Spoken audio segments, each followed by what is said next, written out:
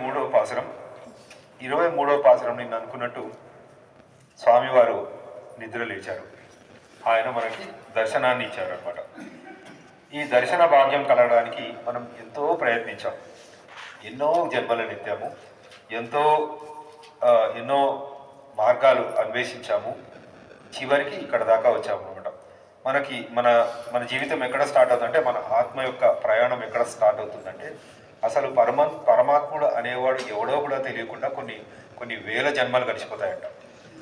పరమాత్ముడు తెలుసుకున్నది కొంచెం తెలుసుకొని కొన్ని వేల జన్మలు జరుగుతాయంట.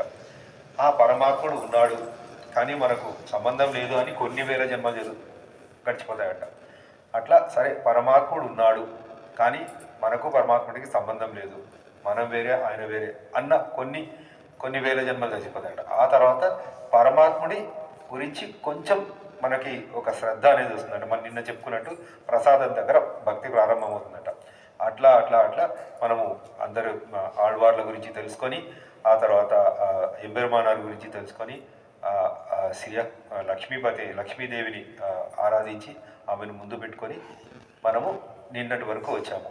ఈవేళ స్వామివారు నిద్ర లేచారు. ఈలే పాసురం మనము స్వామిని అమ్మ ఏమన్నదంటే అతసి పుష్పవర్ణము అని చెప్పింది అనమాట. అంటే అంత పూర్తిగా నీలం కాకుండా నలుపు కాకుండా మధ్యస్థంగా ఉండే అతసి పుష్పములు ఒక పువ్వు ఉంటుందంట. సగం సగం అంటే డార్క్ బ్లూ అంటారు అనమాట. ఆ కలర్లో ఉన్నారంట స్వామివారు. అంటే చూడగానే స్వామివారు అద్భుతమైన స్వరూపం, ఈ రంగులో ఉన్నారు స్వామివారు అని అమ్మ మనకి పరిచయం చేస్తుంది, తెలియజేస్తుంది అనమాట. ఇప్పుడు మీకు ఒక సింహం తీసుకుంటే అది ఏం చేస్తుందంటే, వర్షాకాలంలో వేటాడకుండా గుహలో పోయి దాక్కొని పడుకొని ఉంటుందంట. అది మనకి దాన్ని మనము సంబోధించాలి అంటే వర్షాకాలం 4 నెలల పాటు ఉంటుంది. సరే, ఎక్కడ ఎవరిని డిస్టర్బ్ చేయకుండా అది మాత్రం పోయి పడుకుంటుందట. ఆ తర్వాత దానికి నిద్ర లేచి బయటికి వస్తుందట. ఎట్లా వస్తుంది అనేది ఆ విధంగా స్వామివారు రావాలి అన్నట్టుగా ఈ పాశురంలో చెప్తుంది. పాశురం అర్థం తెలుసుకుందాం.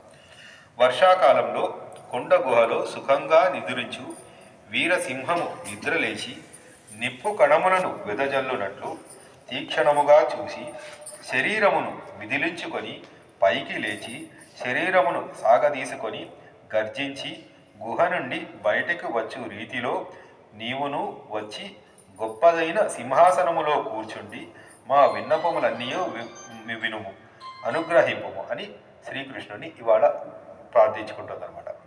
సరే, మనము స్వామివారి దర్శనం కలిగింది, మనం తిరుపతికి వెళ్ళినట్టు ఒకసారి స్వామివారిని చూసేసి వచ్చేయడం కాదు. మనకి ఇంకా చాలా పని ఉంది స్వామివారితో. ఆయన చూసాం, బాగానే ఉంది. ఆయన వచ్చి కూర్చోవాలి సింహాసనంలో. కూర్చున్న తర్వాత ఆయనకు మనం మంగళం పాడాలి, ఆయన గుణగానాలు వర్ణించాలి, ఆయన సౌందర్యాన్ని మనం ఇంతకుముందు చెప్పుకున్నాం. శ్రీకృష్ణుని ఎట్లా చూడాలంటే కస్తూరి తిలకం లలాట పలకే వక్షస్థలే కౌస్తుభం నాసాగ్రే నవముక్తివం కరతలే వేణుం కరే కంకణం సర్వాంగే హరిచందనంచ కలశం కంఠేచ ముక్తావళి గోపస్త్రీ పరివేశితో విజయతే గోపాల చూడామణి. ఇవన్నీ చూడాలంట శ్రీకృష్ణుడిని. ఒక 2 నిమిషాల్లో చూస్తే కాదది, అది మొత్తం ఆయనని ఎంతసేపు చూసినా తనివి చూడదు. అందుకోసం ఆ స్వామివారిని అమ్మ ఏమంటుందంటే, స్వామి అక్కడే కాదు, నువ్వు బయటికి రా. ఎట్లా రావాలి అంటే, సింహము ఏ విధంగా అయితే గుహలో ఉన్న సింహము నిద్ర లేచి ఒళ్ళంతా ఒకసారి విదిలించుకొని తీక్షణమైన దృష్టిలతో చూసి నడుచుకుంటూ గంభీరంగా ఏ విధంగా నడుచుకుంటూ వస్తుందో ఆ విధంగా నడుచుకుంటూ వచ్చి ఒక అద్భుతమైన సింహాసనం నీకోసం ఎదురు చూస్తుంది. ఆ సింహాసనంలో కూర్చొని మా విన్నపాలు విను, మా మంగళాశాసనములు తీసుకో అని చెప్పి అమ్మ ఇవాళ పాశురంలో స్వామివారిని వేడుకుంటుంది అనమాట. అది మనకి ఈ అద్భుతమైన ఘట్టం మనకి ఇవాళ మనకి తెలుస్తుంది అనమాట. ఇది 4 నెలలు వర్షాకాలం అని ఉంటుంది. మన స్వామివారు జిఎస్ స్వామివారు వీళ్ళందరూ ఏం చేస్తారంటే చాతుర్మాస వ్రతం అని తీసుకుంటారు అనమాట. చాతుర్మాస వ్రతం అంటే ఒక ప్రదేశానికి వెళ్ళి అదే ప్రదేశంలో 4 మాసాలు కదలకుండా ఉంటారు అనమాట. ఇప్పుడు మనకి ఇలా ఎందుకు చేస్తారంటే, ఇప్పుడు కాలానుగుణంగా చాలామంది వైష్ణవులందరూ చాలా ప్రదేశాలకు వెళ్ళిపోయి ఉంటారు అనమాట. ఇప్పుడు వనిత వాళ్ళని చూసుకుంటే వాళ్ళది ఏంటంటే వానమామలై మఠం వాళ్ళది. వానమామలై జియర్ వచ్చి వారికి సమాశ్రయణాలు చేయాలన్నమాట. వాళ్ళు ఏం చేస్తారంటే ఇంకెవరితోట మేమేమో స్వయం ఆచార్యులం అంటారు మమ్మల్ని. మా వంశంలో పెద్దవాళ్ళు మాకు సమాశ్రయణం చేస్తారు. కానీ వాళ్ళకి ఏంటంటే ఆ జియర్ స్వామి వచ్చి చేయాలన్నమాట. ఇప్పుడు మన చిరుజియర్ స్వామి మఠం ఉంటుంది, అక్కడికి వెళ్ళి సమాశ్రయణం చేసుకుంటారు ఇక్కడ దగ్గర ఉన్నవాళ్ళు. అదే కొంచెం ఎక్కడో మనకి వరంగల్లో లేకపోతే వేరే చోట అమెరికాలో అట్లాంటి ప్రదేశాల్లో ఉన్నారనుకోండి, వాళ్ళకి అవకాశం ఉండదు. అప్పుడు ఏం చేస్తారంటే స్వామివారే వాళ్ళ దగ్గరికి వెళ్ళి అక్కడ ఉంటారు. ఒక 4 నెలలు అక్కడ ఉంటారు అనమాట. 4 నెలలు ఉన్నప్పుడు అక్కడ ఉన్న వాళ్ళందరికీ సమాశ్రయణం చేసి అక్కడ ఐ మీన్ భక్తి గురించి కొంచెం 4 మాటలు మాట్లాడి వాళ్ళందరితోటి అక్కడ ఉండి చేస్తారు అనమాట. ఈ 4 మాసాలు చాతుర్మాస వ్రతం. అదేవిధంగా సింహం ఏ విధంగా 4 మాసాలు అట్లా ఉంటుందో స్వామివారు కూడా అక్కడే ఒక ప్రదేశంలో ఉంటారు అని చెప్పింది అనమాట. ఇంకొకటి ఏంటంటే ఇవాళ నడక గురించి చెప్పిందమ్మ. నడక అనేది గజము, మదగజము ఏదంటే హోదా ఉంటుందట. మదగజం నడిస్తే హోదాగా నడుస్తుందట అది. తర్వాత పెద్ద పులి నడిస్తే క్రోధం ఉంటుందట, కోపం ఉంటుందట దాంట్లో పెద్ద పులి నడకలో. అదే సింహం నడిస్తే తేజస్సు ఉంటుందట. అందుకే అమ్మ సింహంలాగా నడుచుకుంటూ రా స్వామి నువ్వు అని చెప్పింది ఇవాళ పాసరంలో.